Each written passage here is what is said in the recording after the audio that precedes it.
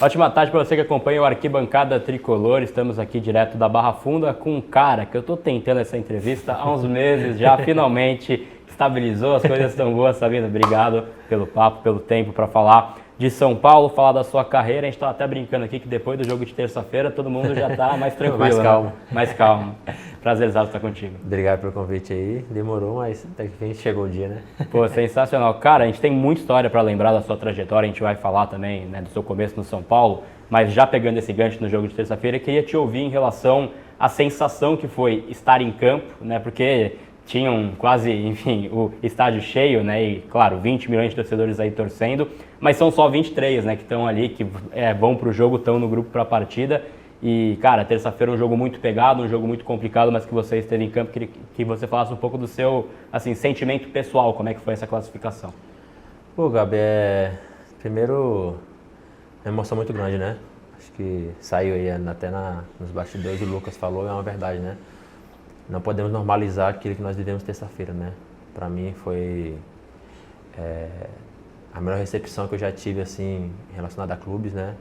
Pela quantidade de pessoas, pela partida que estava sendo ali e queria ser jogada, o campeonato que era. Então, para mim foi você pode dizer assim, o ápice da minha carreira, né? E não podemos normalizar isso, né? Como o Lucas falou. Então, para mim, pessoalmente, foi uma sensação única, né? Porque, pô, saí de casa com 11 anos de idade, com o sonho de, pô, viver uma vida de jogador e hoje estar vivendo isso num clube como o São Paulo, um clube o mais tradicional da Libertadores, na minha opinião, e a energia que a torcida transmite, né, em dias de Libertadores, não que eles não transmitem em outros campeonatos, mas a Libertadores parece que é uma coisa mágica, né, para o São Paulo. Então, para mim, foi uma sensação única, assim, né, e poxa, você tá em campo, vendo aquela torcida, incentivando, não parando de cantar, para mim é um ápice da minha carreira, assim. Pô, sensacional, grande momento, a gente vai voltar a falar também dessa Copa Libertadores, mas eu queria puxar esse gancho justamente, Sabino, porque assim, você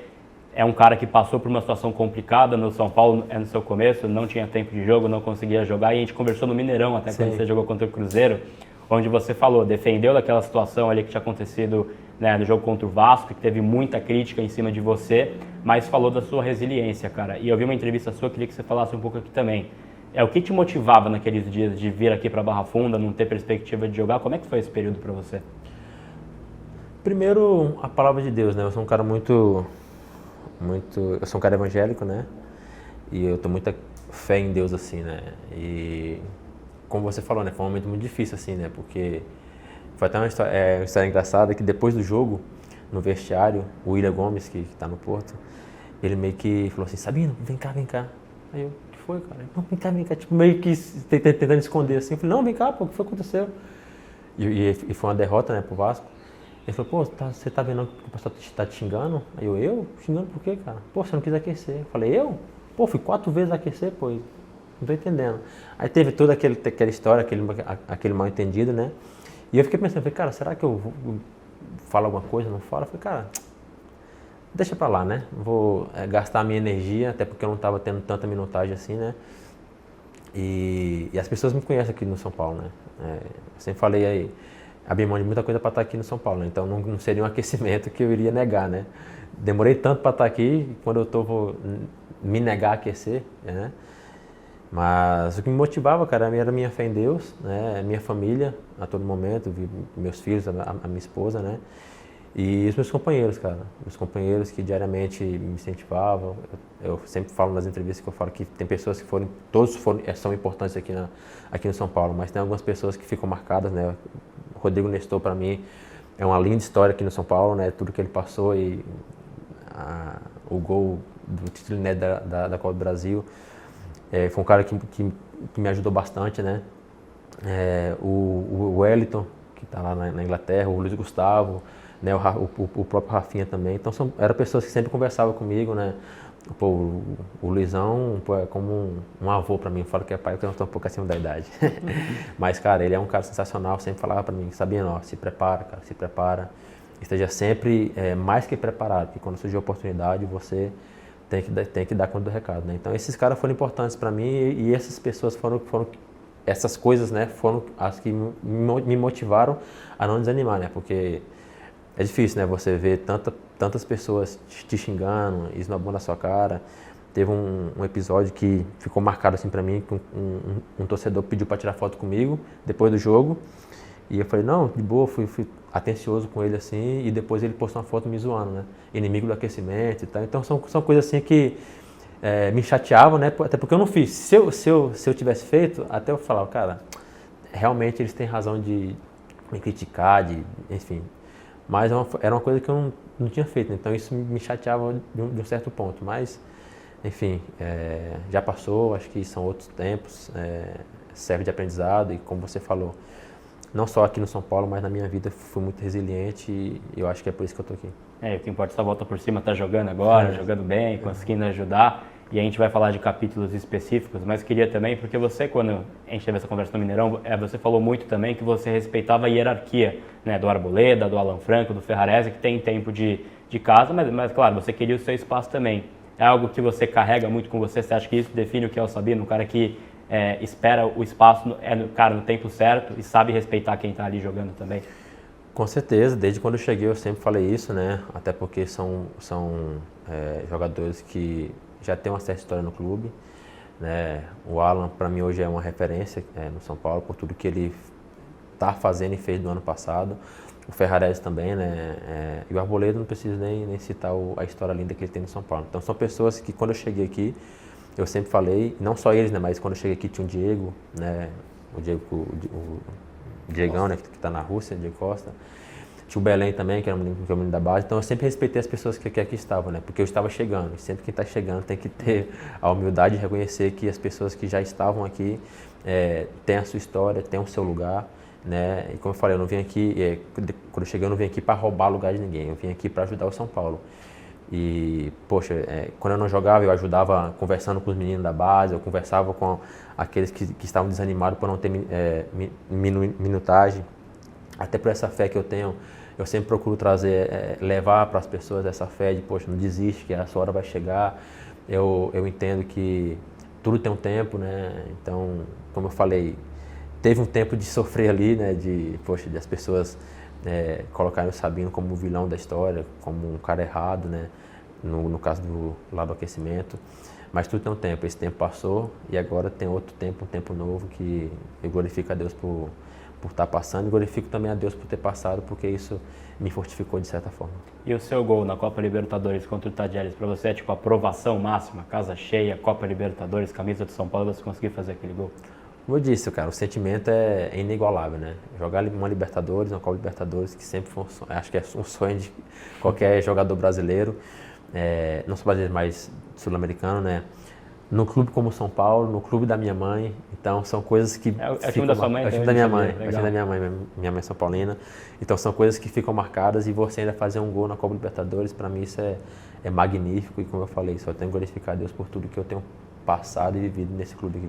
Sensacional. Você como um cara que já tem tempo de casa agora, jogando também, queria te perguntar, porque o torcedor faz essa pergunta para si mesmo, né? O São Paulo, ele passou por uma certa dificuldade no fim da era Zubeldia, agora veio o Crespo também, e aí te faço essa pergunta porque não é uma fórmula exata, nunca é uma fórmula exata, mas te pergunto, o que você acha que mudou em campo para o São Paulo conseguir hoje tá nessa boa fase? É claro, o Campeonato Brasileiro estabilizou, o Copa Libertadores classificado, o que você acha que mudou?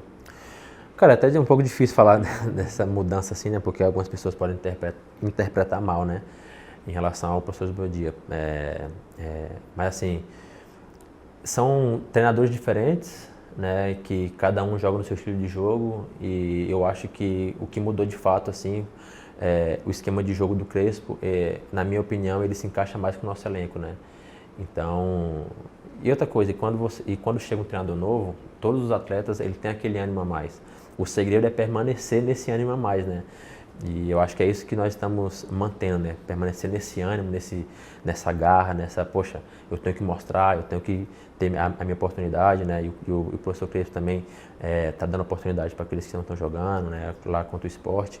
Então, o segredo é manter, né? Porque quando o treinador chega, tem esse ânimo a mais, o time consegue melhorar. Assim foi com o professor Zubeldia, né? Também. Quando ele chegou, fizemos um jogo espetacular contra o Barcelona lá no Equador, né? Mas como você falou, infelizmente ali no final as coisas não andaram de acordo com o que nós queríamos, né? Mas enfim, agora o professor Crespo, respeito muito o professor Zubeldia, tenho muito a agradecer a ele, toda a sua comissão, é um cara sensacional, toda a sua comissão também são pessoas que foram importantes na minha vida, porque me deram uma oportunidade, demorou um pouquinho, mas me deram oportunidade, eu só tenho que agradecer eles. E a forma da zaga jogar mudou também na era Crespo, linha de 3 zagueiros, que você falasse um pouco desse esquema, você estava adaptado já, como é que foi para você escolher jogar nessa linha de 3 também no São Paulo? Como eu falei, acho que essa linha de 3, esse esquema de jogo, né, propicia um melhor futebol para nós, né? Acho que a nossa linha que ele se encaixa melhor, até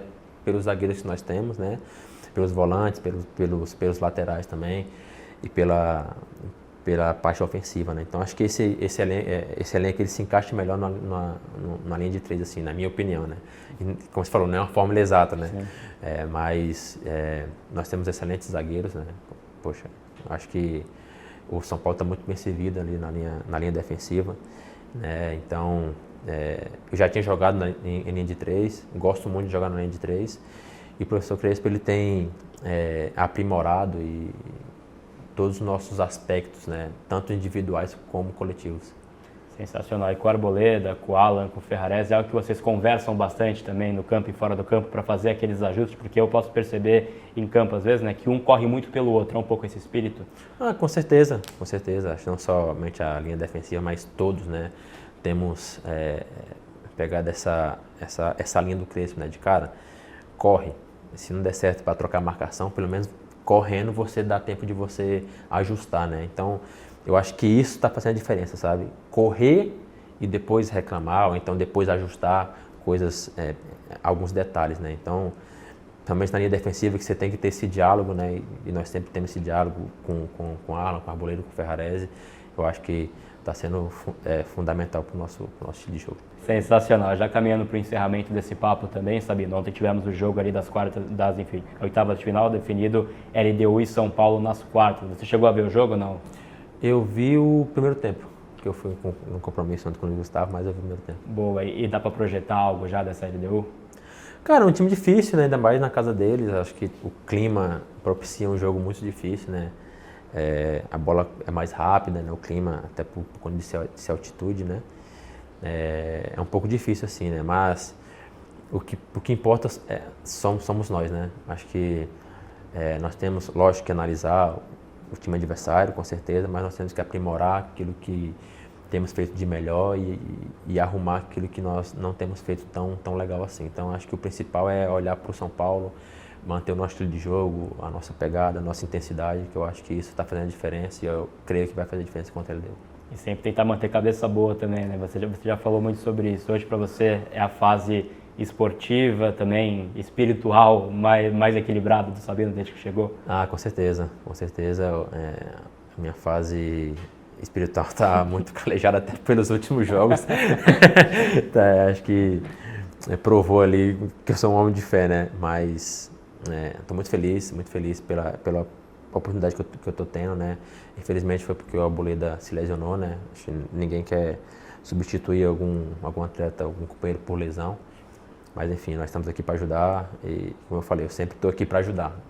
Quando o professor me escolhe para estar em campo, eu tenho que pelo menos empatar com o que estão jogando, né? E fazer igual pelo menos, né? Igual melhor, para poder continuar fazendo aquilo que o professor espera e, consequentemente, ajudando o São Paulo.